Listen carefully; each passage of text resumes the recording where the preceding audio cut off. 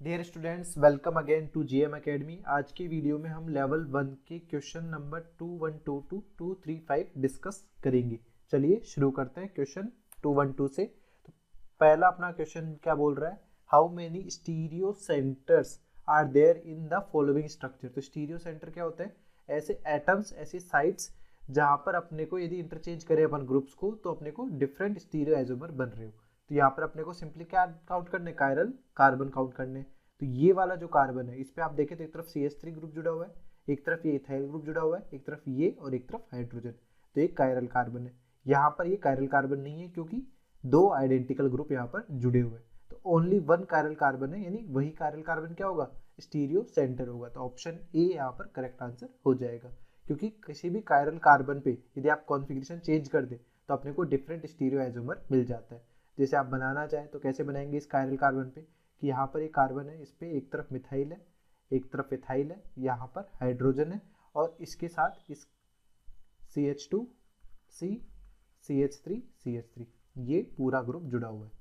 ठीक है, तो इस ग्रुप को आप किसी भी तरह से एक दो ग्रुप के बीच में इंटरचेंज कर दे तो हमारे पास क्या बनेगा, यहाँ पर आप यदि करते हैं EtCH यदि ये आपने इंटरचेंज कर दिया और वैसा वैसे मॉलिक्यूल बना दिया तब हमारे पास क्या बनेंगे, ये दोनों एक दूसरे के इनएंशियोमर्स बनेंगे, जो एक दूसरे क्या होते हैं, स्टीरियो आइसोमर्स होते हैं। तो ये कार्बन क्या हो जाएगा, एक स्टीरियो सेंटर हो जाएगा, इसलिए ऑप्शन ए यहाँ पर करेक्ट आंसर होगा। नेक्स्ट है, which of the following diols exist as a pair of enantiomers. Enantiomers के पेयर में एग्जिस्ट करेगा, दैट मीन्स वो क्या होना चाहिए, कायरल होना चाहिए, क्योंकि कायरल मॉलिक्यूल होगा तो उसी का मिरर इमेज एग्जिस्ट करेगा। तो अपने पास पहला मॉलिक्यूल देखिए, सिस 1,3 साइक्लोहेक्सेन डाइयोल। तो हमारे पास साइक्लोहेक्सेन डाइयोल वो भी 1,3 पोजीशन पे, 1,3 पोजीशन पे और सिस पोजीशन, यानी दोनों अपवर्ड डायरेक्शन में। तो यहाँ पर ये OH हो जाएगा, यहाँ पर ये OH हो जाएगा। क्लियर है। तो यहाँ पर आप गौर से देखें तो ये कार्बन भी क्या, कायरल कार्बन है, ये कार्बन भी अपने पास कायरल कार्बन है, बट यहाँ पर हमारे पास क्या आ रही है, प्लेन ऑफ सिमेट्री आ रही है। तो प्लेन ऑफ सिमेट्री यहाँ पर प्रेजेंट होने की वजह से ये कंपाउंड क्या हो जाएगा, ये कंपाउंड हो जाएगा मीजो, जो कि ऑप्टिकली इनएक्टिव होगा। ऑप्टिकली इनएक्टिव होगा इस वजह से इसका कोई भी मिरर इमेज एग्जिस्ट नहीं करेगा। तो ये अपने पास पेयर्स के फॉर्म, इनएंशियोमर पेयर के फॉर्म में एग्जिस्ट नहीं कर सकता। नेक्स्ट है ट्रांस 1,3 साइक्लोहेक्साडाइन। ट्रांस 1,3 साइक्लोहेक्साडाइन का स्ट्रक्चर यदि अपन बनाए तो हमारे पास क्या है, यहाँ पर OH और यहाँ पर डैश में, यानी एक अपवर्ड हो गया एक डैश में हो जाएगा। तो यहाँ पर आप देखेंगे यदि इस तरह से ब्रेक कराने की कोशिश करेंगे तो यहाँ पर वेज पे, यहाँ पे डैश पे एक दूसरे के मिरर इमेज नहीं बन रहे, तो यहाँ पे प्लेन ऑफ सिमेट्री नहीं है, सेंटर ऑफ सिमेट्री भी नहीं है। अब यदि किसी मॉलिक्यूल में प्लेन ऑफ सिमेट्री और सेंटर ऑफ सिमेट्री नहीं है तो मॉलिक्यूल क्या होगा, कायरल होगा। दैट मीन्स इसका मिरर इमेज एग्जिस्ट कर सकता है। तो इसका मिरर इमेज और ये इन दोनों के बीच में रिलेशन क्या होगा, ये एक दूसरे के होंगे इनएंशियोमर्स। ठीक है, तो बी यहाँ पे इनएंशियोमर पेयर के फॉर्म में रह सकता है। सी अपन देखें, सिस 1,4 साइक्लोहेक्सेन डाइयोल। तो हमारे पास 1,4 पोजीशन पे देखें, 1,4 पोजीशन पे क्या होगा, यहाँ पर वेज पे और यहाँ पर भी वेज पे, 1,4 पोजीशन पे OH ग्रुप आपने लगा दी। ठीक है, तो ये सिस पोजीशन है। अब इस सिस पोजीशन में आप देखें तो यहाँ पर प्लेन ऑफ सिमेट्री आ रही है, तो ये मॉलिक्यूल अपने पास क्या हो जाएगा, अकायरल हो जाएगा। इसे मीजो नहीं कहेंगे क्योंकि यहाँ पर कोई भी कायरल कार्बन नहीं है। नेक्स्ट हमारे पास, इसमें भी हमारे पास देखें कि ट्रांस यदि बनाते हैं OH और यहाँ पर डैश में भी OH, तो यहाँ पर आप देखें ऐसे करने में प्लेन ऑफ सिमेट्री नहीं है, बट यदि अपवर्ड डायरेक्शन से आप ब्रेक करते चले तो यहाँ पर ये इक्वल पार्ट में डिवाइड कर देगा, उसकी वजह से यहाँ पे प्लेन ऑफ सिमेट्री आ जाएगी। तो प्लेन ऑफ सिमेट्री आ गई तो मॉलिक्यूल क्या हो जाएगा, अकायरल हो जाएगा। तो इनएंशियोमेरिज्म के लिए कायरल होना जरूरी है, तो ऑप्शन बी यहाँ पर करेक्ट आंसर हो जाएगा। नेक्स्ट है 214, what is the specific rotation alpha of the following molecule. तो हमारा जो स्पेसिफिक रोटेशन होता है अल्फा, वो क्या होता है, थीटा अपॉन L इंटू सी। यहाँ पे थीटा क्या होगा, observed optical rotation, observed optical rotation इन डिग्रीज। ठीक है, ये जो फॉर्मूला है उसमें डिग्रीज में ऑब्जर्व्ड ऑप्टिकल रोटेशन होगा। L जो है वो क्या होता है, length of polarimeter tube, length of polarimeter tube in decimetre, decimetre में पोलारिमीटर ट्यूब की लेंथ होनी चाहिए। और C हमारे पास क्या है, कंसंट्रेशन ऑफ सॉल्यूशन इन ग्राम पर ml, ग्राम पर ml में सॉल्यूशन की कंसेंट्रेशन होगी। तो हमारे पास थीटा क्या दिया हुआ है, थीटा हमारे पास यहाँ पर दिया हुआ है 4.42 डिग्रीज में, ठीक है।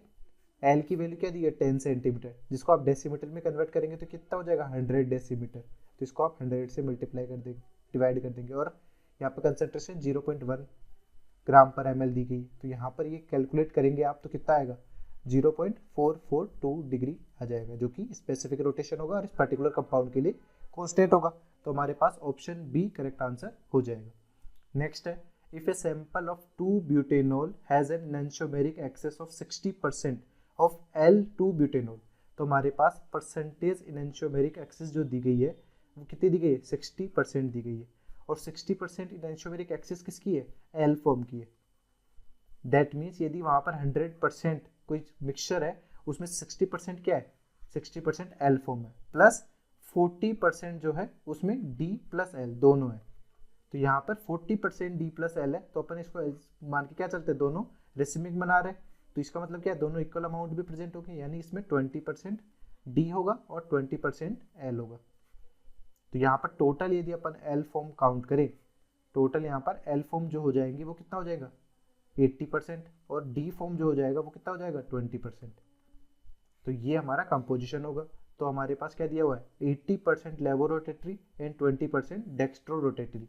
ऑप्शन बी करेक्ट आंसर हो जाएगा। नेक्स्ट है 216, how many stereo centres are there in the following molecule. यानी सिंपली कायरल कार्बन आपको डिसाइड करने के कितने कायरल कार्बन यहाँ पर प्रेजेंट है। तो ये CH3 जुड़ा हुआ है NH2। कायरल कार्बन क्या होता है कि एक कार्बन जिससे 4 डिफरेंट ग्रुप जुड़े हुए, तो वो एक कार्बन क्या हो जाएगा कायरल कार्बन हो जाएगा। तो ये कार्बन अपने पास कायरल कार्बन है। इस कार्बन पे देखें तो ये भी क्या है अपना कायरल कार्बन है। तो यहाँ पर कितने कायरल कार्बन प्रेजेंट है, यहाँ पर 2 chiral carbon present. Option B correct answer हो जाएगा। नेक्स्ट अपन देखते हैं कि हमारे पास जो स्ट्रक्चर दिया गया है वो किसका है, इस्कीमिक एसिड, जो कि एक नेचुरल प्रोडक्ट है। इसके कितने स्टीरियो आइसोमर बनेंगे अपने को ये पता करना है। तो अपन यदि अनसिमेट्रिकल मॉलिक्यूल दिया होता है, अनसिमेट्रिकल जिसे 2 इक्वल पार्ट में डिवाइड नहीं कर सकते, तो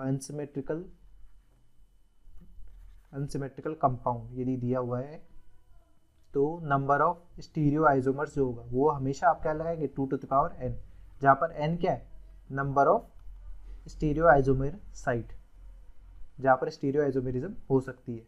तो हमारे पास देखिए इस कार्बन, ये कार्बन क्या कायरल कार्बन, यहाँ पे स्टीरियो आइसोमेरिज्म हो सकती है, यहाँ पर भी स्टीरियो आइसोमेरिज्म हो सकती है, यहाँ पर भी स्टीरियो आइसोमेरिज्म हो सकती है।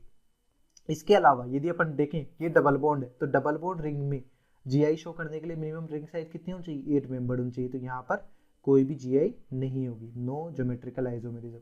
रिंग साइज यदि 8 मेंबर से ज़्यादा होती तब अपन डबल बॉन्ड के रेस्पेक्ट में भी क्या करते ज्योमेट्रिकल आइसोमेरिज्म करा देते, यानी ये भी एक स्टीरियो आइसोमेरिक साइट में काउंट होता। तो यहाँ पर n की वैल्यू कितनी है, यहाँ पे n की वैल्यू है 3, तो नंबर ऑफ स्टीरियो आइसोमर्स कितने हो जाएंगे 2 to the power 3 which is 8। तो ऑप्शन बी हमारे पास करेक्ट आंसर हो जाएगा। नेक्स्ट है 218, explain why the 2 stereoisomers of 1,4-डाइमिथाइल साइक्लोहेक्सेन आर अकायरल। तो हमारे पास 1,4-डाइमिथाइल साइक्लोहेक्सेन का स्ट्रक्चर यदि बनाए तो क्या है, हमारे पास ये दिया हुआ है स्ट्रक्चर 1 पोजीशन पे मिथाइल है और 4th पोजीशन पे मिथाइल है। तो इसका एक आइसोमर क्या बन सकता है सिस, दोनों के दोनों अपवर्ड हो। दूसरा आइसोमर क्या बन सकता है, एक अपवर्ड हो और एक डाउनवर्ड हो, जिसे आप क्या बोल देंगे ट्रांस बोल देंगे। एक दूसरे क्या है ज्योमेट्रिकल आइसोमर्स है। अब इन दोनों में ही अपन देखें तो क्या सिमिलरिटीज है, ये दोनों अकायरल है।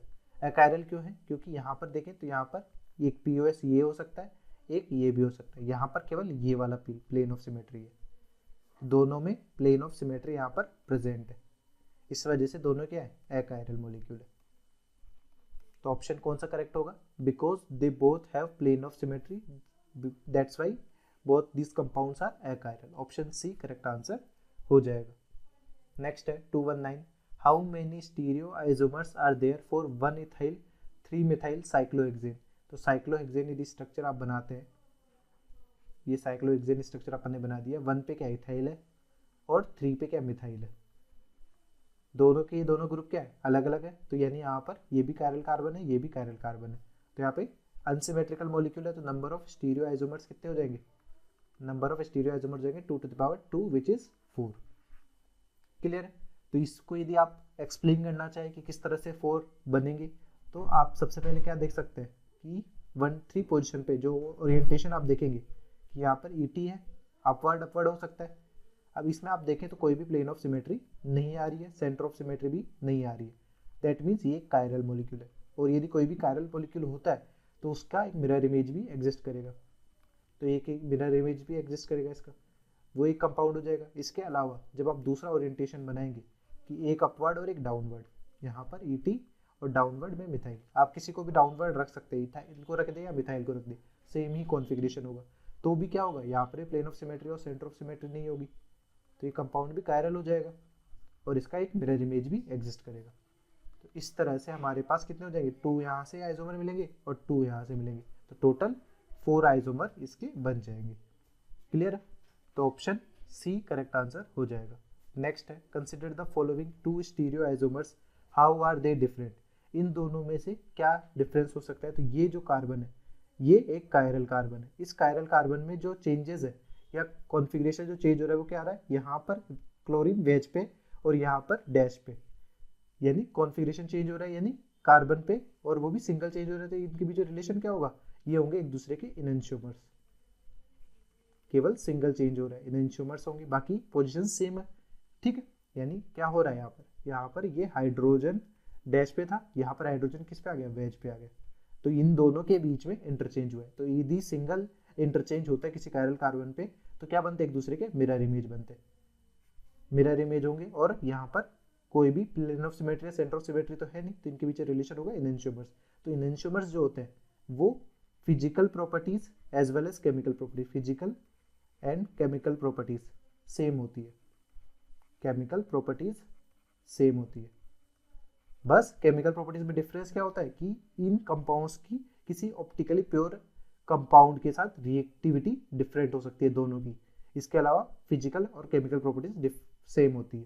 तो हमारे पास देखिए they have different melting points, ये नहीं हो सकता, मेल्टिंग पॉइंट सेम होगा। प्लेन पोलराइज्ड लाइट को अपोजिट डायरेक्शन में रोटेट करते हैं, तो ये हो सकता है कि यदि प्लस है यानी डेक्स्ट्रो रोटेटरी या प्लस है कुछ भी, तो वो लेट से राइट डायरेक्शन में रोटेट करता है, और हमारे पास माइनस या एल है तो वो लेफ्ट साइड में रोटेट करता है पीपीएल को। तो इसी से अपन पोलारिमीटर ट्यूब में इनकी कायरलिटी को डिसाइड करते हैं। तो ये वाला ऑप्शन इनके डिफरेंशिएशन के लिए यूज कर सकते हैं। बाकी solubility and indexes of refraction ये सब फिजिकल प्रॉपर्टीज है जो क्या होगी, इन दोनों कंपाउंड की सेम होगी। तो ऑप्शन बी यहाँ पर करेक्ट आंसर हो जाएगा। नेक्स्ट है 2-1, विच of the following compound is chiral, कि कौन सा कंपाउंड यहाँ पर कायरल होगा। तो कायरलिटी के लिए आपको क्या देखना है, उस कंपाउंड में प्लेन ऑफ सिमेट्री और सेंटर ऑफ सिमेट्री, इन दोनों चीज़ों को देखना है। यदि वहाँ पे प्लेन ऑफ सिमेट्री भी नहीं है और सेंटर ऑफ सिमेट्री भी नहीं है तो वो कंपाउंड क्या हो जाएगा, कायरल हो जाएगा। और यदि दोनों में से कोई भी प्रेजेंट है तो वहाँ पर अकायरल मॉलिक्यूल होगा।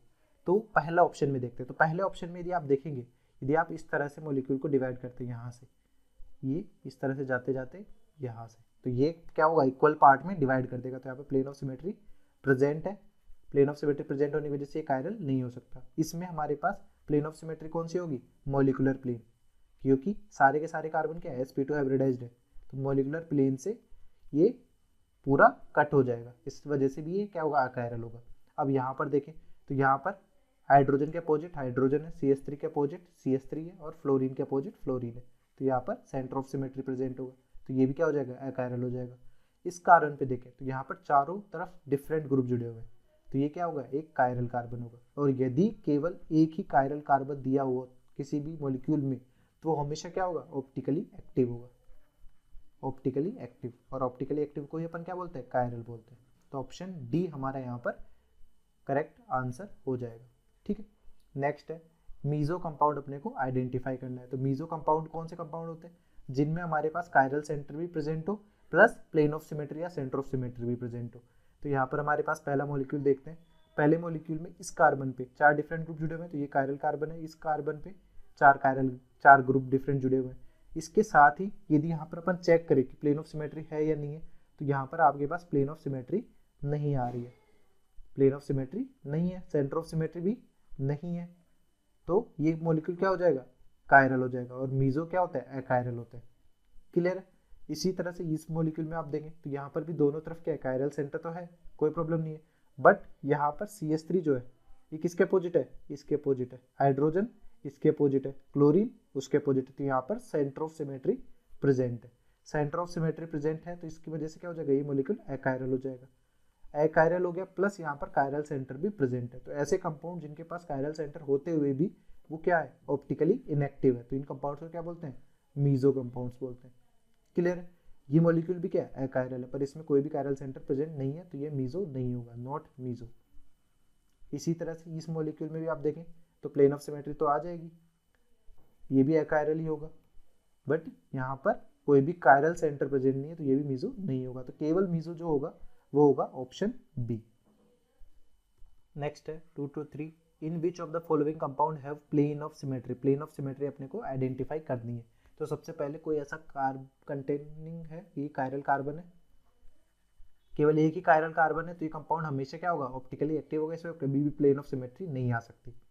क्लियर है, क्योंकि यहाँ पे चारों डिफरेंट ग्रुप जुड़े हुए हैं। ठीक है, यदि आप टेट्राहाइड्रल अरेंजमेंट में भी देखते हैं कि जैसे ये Br है, यहाँ पे आयोडीन है, यहाँ पे हाइड्रोजन है, यहाँ पे क्लोरीन है, तो आप इसको किसी तरफ से भी काट के देखिए, इधर से काटते हैं तो हमारे पास आयोडीन के मिरर इमेज में क्या आ रहा है, क्लोरीन आ रहा है, तो सिमिलर ग्रुप यहाँ पर नहीं आ पाएंगे, तो यहाँ पर कभी भी प्लेन ऑफ सिमेट्री या सेंटर ऑफ सिमेट्री नहीं होगी यदि एक कायरल कार्बन है तो। ठीक है, तो ये हमेशा ऑप्टिकली एक्टिव होगा। नेक्स्ट सी में देखें तो यहाँ पर ये वेज पे, ये डैश पे, ये वेज पे नहीं है, ये इस तरह से डैश पे, तो इसलिए यहाँ पर भी कभी भी प्लेन ऑफ सिमेट्री या सेंटर ऑफ सिमेट्री नहीं आएगा। ठीक है, तो ये भी क्या हो जाएगा, कायरल मॉलिक्यूल हो जाएगा। इस मॉलिक्यूल में देखें तो ये कार्बन sp2 हाइब्रिडाइज्ड है, तो यहाँ पर कोई प्रॉब्लम नहीं है, प्लेनर है, बट ये sp3 हाइब्रिडाइज्ड है, यानी ये वेज डैश पे। अब जब आप इसको मॉलिकुलर प्लेन से भी कट करेंगे, यदि मॉलिकुलर प्लेन से भी कट करेंगे तो ये क्लोरीन क्या होगा, अपवर्ड आएगा, इसके बैकवर्ड डायरेक्शन में कोई भी क्लोरीन ग्रुप नहीं है, तो यहाँ पर भी क्या है, प्लेन ऑफ सिमेट्री नहीं आएगी। कि आप पूरे मॉलिकुलर प्लेन में सारे एटम्स को इक्वली डिवाइड कर सकते हैं, बट इस क्लोरीन पे, जहाँ पे वेज पे क्लोरीन जुड़ा हुआ है, तो क्या होता है, यहाँ पर डैश पे भी क्लोरीन होना चाहिए था। कि फॉर एग्जाम्पल यदि ये मॉलिक्यूल क्या होता, ये मॉलिक्यूल इस तरह से होता हमारे पास, यहाँ पे क्लोरीन है, यदि यहाँ पर वेज है क्लोरीन और यहाँ पर डैश है क्लोरीन, ठीक है, तब हमारे पास यहाँ पर जो मॉलिकुलर प्लेन होता वो प्लेन ऑफ सिमेट्री एग्जिस्ट करता, प्लेन ऑफ सिमेट्री आ जाती है यहाँ पर, कि इस पॉइंट पे क्लोरीन अपवर्ड है और डाउनवर्ड भी क्लोरीन है, जो एक दूसरे क्या हो जाते हैं, मिरर इमेज हो जाते हैं। ठीक, बट इस केस में हमारे पास प्लेन ऑफ सिमेट्री नहीं आएगा। ठीक है, नेक्स्ट ए ऑप्शन में देखें तो यहाँ पर ये वेज डैश पे, तो यहाँ पर वेज डैश पे यदि इस एक्सिस के अलोंग अपन ब्रेक करते हैं तो ये दोनों पार्ट तो इक्वली डिवाइड हो जाएंगे, इसमें तो कोई प्रॉब्लम नहीं है, और यहाँ पर दोनों वेज वेज पे ही है, ये भी वेज पे है, ये भी वेज पे, जो कि एक दूसरे के मिरर इमेज में हो जाएगा, तो ये प्लेन ऑफ सिमेट्री यहाँ पर एग्जिस्ट करेगी, तो ये मॉलिक्यूल क्या हो जाएगा, अकायरल हो जाएगा। तो प्लेन ऑफ सिमेट्री यहाँ पर कौन से ऑब्जेक्ट में, ऑप्शन ए में यहाँ पर प्लेन ऑफ सिमेट्री एग्जिस्ट करती है। नेक्स्ट है 2 to 4 क्वेश्चन में क्या पूछ रहे हैं कि यहाँ पर total number of stereo isomers बताइए।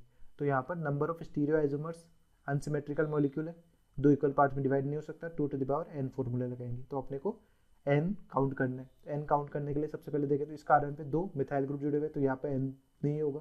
यहाँ पर देखें तो 4 डिफरेंट ग्रुप जुड़े हुए, ये कायरल कार्बन हो जाएगा। यहाँ पर ज्योमेट्रिकल आइसोमेरिज्म हो जाएगी, तो ये पूरा साइट क्या होगा, n=1 होगा। ठीक है, ज्योमेट्रिकल आइसोमेरिज्म यहाँ पे पॉसिबल हो सकता है कि हर एक कार्बन पे इंडिविजुअली 2 डिफरेंट ग्रुप जुड़े हुए।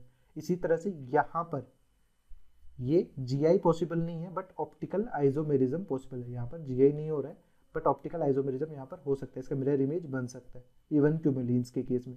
तो अपने को स्टीरियो आइसोमेरिज्म में क्या करना है, इसको पूरा एक साइड के तरह कंसिडर करना है, तो n की वैल्यू यहाँ पे क्या हो जाएगी, 1 हो जाएगी। ठीक है, यहाँ पर देखें तो कोई भी GI नहीं, तो इसको काउंट नहीं करेंगे। इस कार्बन पे यदि अपन देखें तो इस कार्बन पे CH3H ये ग्रुप और बैक साइड में जो कार्बन वो जुड़ा हुआ है, तो ये कार्बन क्या हो जाएगा, कायरल कार्बन हो जाएगा। ठीक है, बैक साइड वाला जो कार्बन है, ये जो बिग सर्कल में दिया गया है, उस कार्बन पे देखें तो यहाँ पर ये ग्रुप और यहाँ पर ये ग्रुप, 3 डिफरेंट वैलेंसीज जुड़ी हुई हैं। ठीक है, और एक वैलेंसी यहाँ पे कार्बन से जुड़ी हुई, तो बैक कार्बन ही हमारे पास क्या होगा, कायरल कार्बन होगा।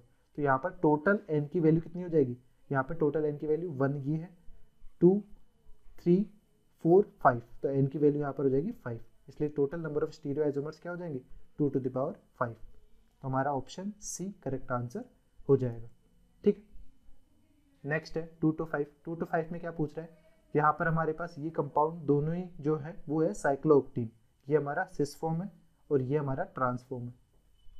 ठीक है, क्योंकि हमारे पास देखें तो ये क्या है, यहाँ पर दोनों सेम प्रायोरिटी ऑर्डर एक तरफ है, यहाँ पर same priority order opposite direction में। क्लियर है, डबल बॉन्ड के साथ। तो सिस और ट्रांस के बीच में क्या रिलेशन हो जाता है, ये एक दूसरे के ज्योमेट्रिकल आइसोमर होते हैं। तो ज्योमेट्रिकल आइसोमर्स को आप क्या कह सकते हैं, एक दूसरे के नॉन मिरर इमेज होते हैं, नॉन मिरर इमेज, इसलिए इनको डायस्टेरियोमर भी कंसिडर करते हैं अपन। तो यहाँ पर कौन सा ऑप्शन करेक्ट हो जाएगा, यहाँ पर ऑप्शन ए करेक्ट हो जाएगा। ठीक है, नेक्स्ट है number of plane of symmetry in above compound. इस कंपाउंड में प्लेन ऑफ सिमेट्री कितनी हो सकती है। तो आप देखिए किसी तरह से भी यदि आप इसको काटना चाहें, इस तरह से काटेंगे तो भी हमारे पास यहाँ पे क्लोरीन की, यहाँ पे क्लोरीन होना चाहिए था। यदि इस तरह से काटेंगे तो भी नहीं आएगा, केवल यहाँ पर एक प्लेन ऑफ सिमेट्री आ जाएगा, कौन सा, मोलिकुलर प्लेन। कि आप इस पूरे मोलिक्यूल को इक्वल पार्ट में काट दें। ठीक है, तो ये मोलिकुलर प्लेन की प्लेन ऑफ सिमेट्री यहाँ पर प्रेजेंट होगी।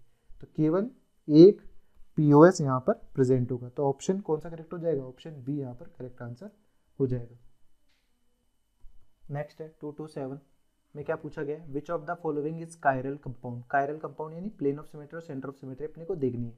तो पहला ऑप्शन देखें तो यहाँ पर कोई भी कायरल कार्बन नहीं है, दोनों के दोनों क्या है, सेम ग्रुप जुड़े हुए, नो कायरल कार्बन। तो ये कंपाउंड क्या हो जाएगा, अकायरल है, सिंपल। यहाँ पर कायरल सेंटर तो है ये दोनों के दोनों, बट यहाँ पर प्लेन ऑफ सिमेट्री अपने पास आ जाएगी। इस प्लेन ऑफ सिमेट्री के आने की वजह से कंपाउंड क्या हो जाएगा, अकायरल हो जाएगा। इसे अपन मीजो भी बोल सकते हैं। ये कंपाउंड कायरल नहीं होगा, अकायरल होगा। ठीक है, प्लेन ऑफ सिमेट्री की वजह से।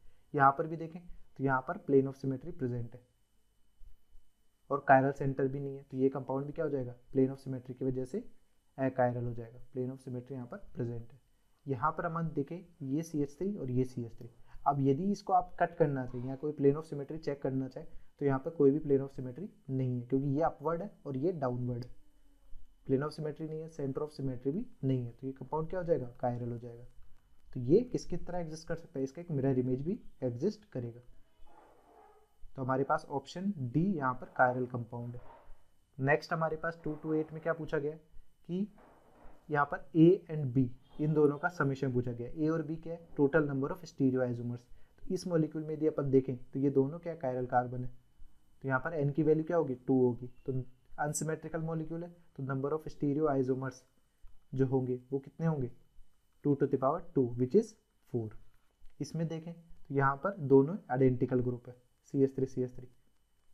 इसमें यदि अपन नंबर ऑफ, ये क्या है, सिमेट्रिकल मॉलिक्यूल है। सिमेट्रिकल मॉलिक्यूल जब होता है तब हमारे पास फॉर्मूला से और आप कैलकुलेट करके भी देखें तो सिमेट्रिकल मॉलिक्यूल में क्या होगा, एन की वैल्यू यहाँ पर 2 है, तो फॉर्मूला क्या होगा, नंबर ऑफ स्टीरियो आइसोमर्स का, नंबर ऑफ स्टीरियो आइसोमर्स का फॉर्मूला होता है 2 to the power n-1 plus 2 to the power n/2 -1।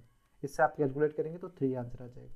ठीक है, बट सिमेट्रिकल कंसेप्ट जब आते हैं तब कभी कभी कुछ एरर्स भी होती हैं, तो अपन इसको क्रॉस चेक भी करते हैं। क्रॉस चेक किस तरह से करेंगे कि हमारे पास ये मॉलिक्यूल दिया गया CH3 केस क्या हो सकता है, एक बार वेज में हो सकता है, यहाँ पर एक बार वेज में हो गया। ठीक है, दूसरा केस अपने पास क्या हो सकता है, एक वेज में और एक डैश में हो।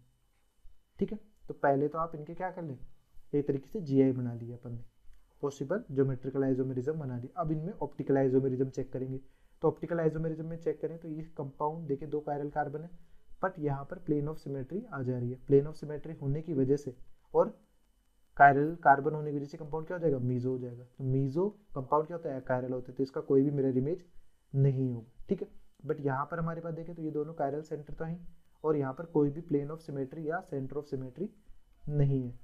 इस वजह से ये कंपाउंड क्या हो जाएगा, ये कंपाउंड हो जाएगा कायरल कंपाउंड। तो इसका एक मिरर इमेज भी एग्जिस्ट करेगा।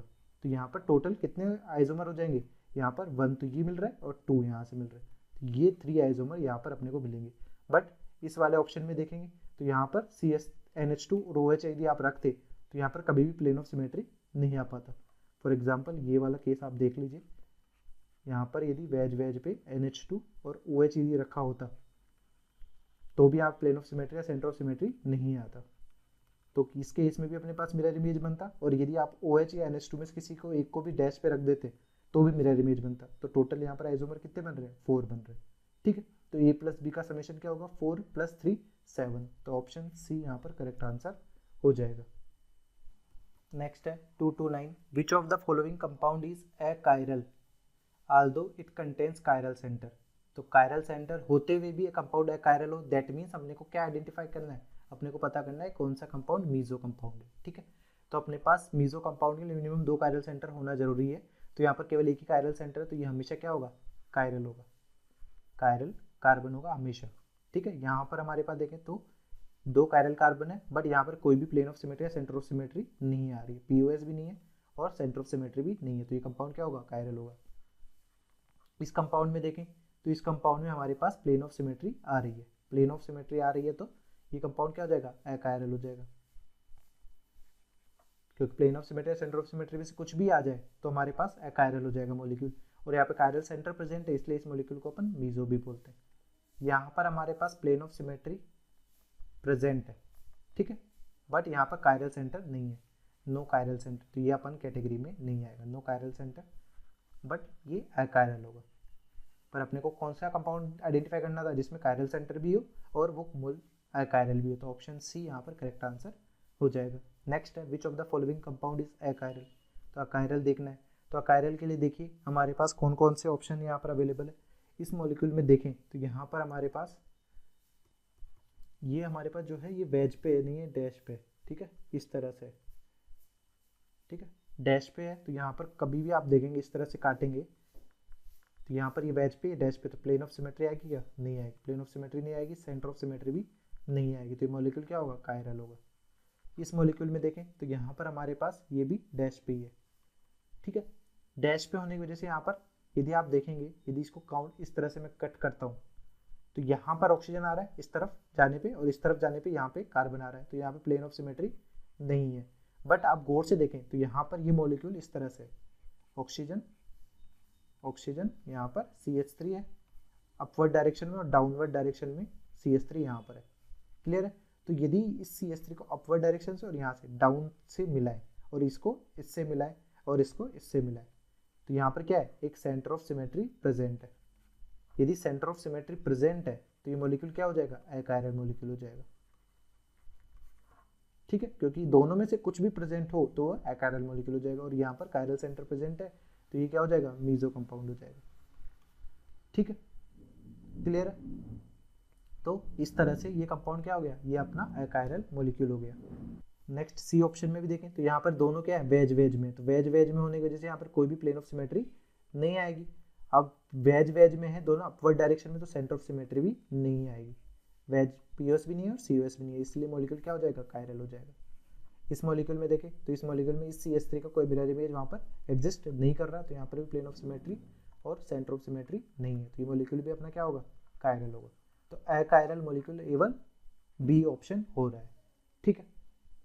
नेक्स्ट है 231 क्वेश्चन में क्या पूछा गया है, टोटल नंबर ऑफ स्टीरियोआइसोमर। तो ये सबसे पहले देखते हैं अनसिमेट्रिकल है अनसिमेट्रिकल है, ये कार्बन क्या कायरल कार्बन है, 4 डिफरेंट ग्रुप से जुड़ा हुआ है। इस डबल बॉन्ड पे देंगे तो यहाँ पर जी हो जाएगा, क्योंकि दोनों इंडिविजुअली कार्बन पर 2 डिफरेंट ग्रुप जुड़े हुए हैं, एल्कीन पर इंडिविजुअली 2 डिफरेंट ग्रुप जुड़े होने चाहिए जीआई के लिए, तो ऐसा यहाँ पर हो रहा है, तो ये भी अपने पास एक स्टीरियोआइसोमर साइट हो जाएगी। इसके अलावा कोई पॉसिबिलिटी है नहीं है, तो यहाँ पर n की वैल्यू है 2, तो अपन 2 to the power n formula में पुट करेंगे n की वैल्यू, तो 2 to the power 2 4। इसका यदि आप कॉम्बिनेशंस बनाना चाहें तो किस तरह से बना सकते हैं, यहाँ पर यदि सिस कॉन्फ़िगरेशन होगा तो इसका RN पे कॉन्फ़िगरेशन R हो सकता है या S हो सकता है। दूसरे में क्या हो सकता है कॉम्बिनेशन, जब इसका ट्रांस कॉन्फ़िगरेशन होगा तब इसका R और S हो सकता है। तो ये 2 पॉसिबिलिटी यहाँ पे होगी, 2 पॉसिबिलिटी यहाँ पर होगी, तो यहाँ पे टोटल 4 आइसोमर हो जाएंगे, ठीक है। नेक्स्ट है 232 में हमारे पास क्या पूछा गया है, ये 2 कंपाउंड्स हैं, इनमें total number of stereoisomers A और B काउंट करके उनका समेशन करना है। तो इस कंपाउंड में आप देखें तो यहाँ पर हमारे पास 2 कायरल सेंटर है, बट CH3 आइडेंटिकल है, तो यहाँ पर प्लेन ऑफ सिमेट्री आ सकती है। सिमेट्रिकल मॉलिक्यूल है, सिमेट्रिकल मॉलिक्यूल में आप फॉर्मूला पुट करेंगे तो क्या होता है 2 to the power n-1 plus 2 to the power n/2 -1, ठीक है।